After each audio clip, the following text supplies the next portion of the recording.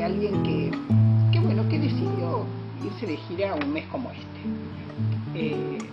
Un día 25 de este mes, no coincide exactamente con el día de hoy, pero a mí me gusta a veces no atenerme exactamente a los días de partido, de nacimiento.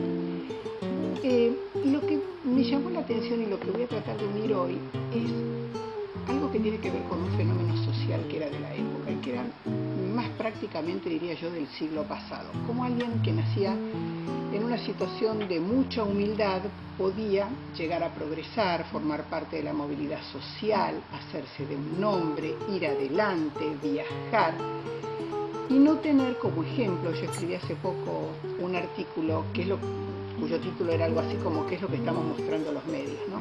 No atenerse a los malos ejemplos, sino buscar aquellos que eran buenos ejemplos y tratar de imitarlo y seguir creciendo. Claro. Entonces hoy me gustaría hablar un poquito de lo que era primero un niño Expósito, porque voy a hablar justamente de uno de los hermanos Expósito, de Virgilio, que es quien digo que partió el 25 de octubre. Qué cosa curiosa, en el año 1789, cuando recién se inauguraba el Virreinato del Río de la Plata, llegan desde España, cuando el rey de España decide que esto va a ser un virreinato, fuerzas de seguridad en un grado bastante importante para lo que era la población en ese momento. Entonces comienzan a tener relación con las nativas y comienzan a tener chiquitos. Algunas de esas mujeres los conservaban, los criaban, en algunas casas en donde trabajaban se los dejaban llegar, pero la situación era mucho más trágica para otros que eran directamente dejados en la calle o abandonados y así morían. O en el mejor de los casos se criaban huérfanos. Ahí es cuando surge la idea de crear una casa de expósitos, y lo hace fundamentalmente en la Manzana de las Luces. Esto corresponde mucho más a nuestro historiador, por supuesto, pero para dar un breve relato, que era la manzana jesuítica, porque ahí estaba el Colegio San Carlos, que después fue el Colegio Nacional de Buenos Aires, donde yo tuve la suerte de educarme. Todavía de esa casa original parece que se conservan dos salas, en donde se generó esta idea de que aquellos chiquitos que nacían en estas circunstancias pudieran tener, bueno, una mejor cobertura, tener su ama de leche, su ama de llaves y demás. De ahí surge la palabra expósito, y de ahí a lo largo de los años aquellos chicos que después fueron criados hasta en la casa cuna, que digamos fue la última casa de los chicos expósitos que hubo y que ahí habían nacido, se les ponía este nombre. El papá de Virgilio y de Homero era un chico expósito, así se lo llamaba. Y es muy interesante su historia porque es adoptado por una familia, el papá de ellos. No se sabe a ciencia cierta por qué, pero en la adolescencia él se va de estar bajo la tutela de esta familia, se va primero a Banfield, después se instala en la zona de Zárate y Campana y trabaja en los más diversos oficios. Fue pastelero en una confitería que él fundó en Zárate. Se casó con una mujer también anarquista como él. Estamos hablando de los padres de Homero y de Virgilio y de otro hermano más, porque fueron 3 varones. Y después trabajó también en una especie de furgón que había, que yo me lo imagino como un catamarán, que era el que trasladaba desde la zona del puerto de Zárate hasta Entre Ríos a los vagones del ferrocarril. Recordemos que hasta antes de que se construyera ese puente que parece tan fácil recorrer y demás, muchos todavía recordamos la época en que se cruzaba en balsa el río para llegar a Entre Ríos. Bueno, en ese ambiente se cría Virgilio Expósito. Nace en la casa de su abuela en Campana, pero es trasladado en muy poco tiempo a Zárate. Él fallece en el año 1997. Pero lo que resulta muy interesante de la trayectoria de los dos hermanos es que, indudablemente, a pesar de nacer en un hogar humilde, fue un hogar que los llevó, por ejemplo, el padre de ellos hablaba 4 idiomas. Y uno decía, ¿cómo pasaba eso en esa época? Entonces uno pensaba, ¿qué pasaba en esa sociedad que los modelos que debían mirarse o caminar alrededor de estos niños eran modelos a imitar? Hago otro sí digo, yo estoy haciendo un trabajo sobre los 38 hospitales de la provincia de Buenos Aires, ¿no? Porque creo que lo mejor que uno puede tratar de hacer es estudiar. Y digo, me fijaba en los nombres de los hospitales de agudos.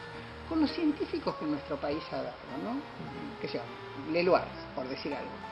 No hay hospitales que lleven su nombre. No hay momentos en los que se recuerde a médicos como Maradona. No hablo del futbolista, hablo del médico, del médico Maradona, ¿no?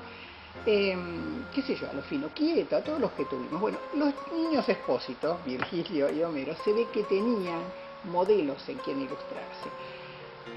No voy a, siempre digo esto, ¿no? No voy a contar desde el perfeccionamiento de la historia del tango, que es lo que conocen hombres como vos o como los grandes conductores de esta casa, o Patricia misma, pero sí desde el lugar de la superproducción que ellos tuvieron, tanto como uno como letrista y el otro como músico, o en algunos casos invertían los papeles.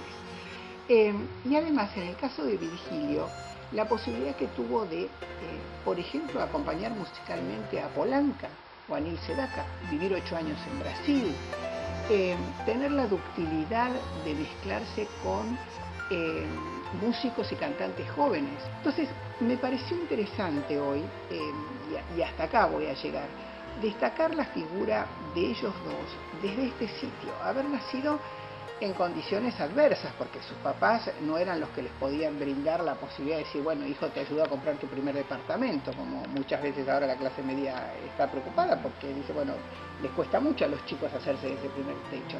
Y sin embargo, era una sociedad que permitía crear, que un joven cuando llegaba a Buenos Aires como Virgilio, por su capacidad, por lo que había estudiado, a los 2 años se transformara en director de una orquesta de una radio, que en ese momento ser director de la orquesta de Radio Belgrano, de Radio Espléndida, tenías que tener demostrar mucha capacidad para poder hacerlo. Así que dije, bueno, me voy a dar un pequeño lujo hoy, voy a elegir uno de los temas que a mí por lo menos más me gusta, porque cuando uno tiene que elegir de ellos dice, bueno, no sé con cuál quedarme, ¿no? Pero cuando pienso, por ejemplo, en Naranjo en Flor, yo lo podría escuchar creo que 1835 veces porque me parece hermoso. Y acá, bueno, están los dos expósitos implícitos, y seguro que también algo del espíritu que su padre, transgresor, anarquista, igual que su madre, le habrá puesto, pero que no le debe haber escapado al decirle a sus propios hijos que la única diferencia que podían hacer y que él les podía dejar era la capacidad que ellos tuvieron de aprender lo que les gustaba. Sin duda, y aprendieron desde muy chicos, porque te escuchaba atentamente y es muy interesante, ¿no? Traer al presente aquellas situaciones, ¿no? Que se daban en Buenos Aires escuchándote atentamente recordaba un lugar común para el tango, que se repetía ahora, por suerte ya no. El tango es cosa de grandes, no lo de grandeza, sino de antigüedad. Sí, de gente por mayor. Claro, de viejos. Sí. Así se decía durante mucho tiempo. Sepan que no es tan así. No. El tango nació como cosa de jóvenes.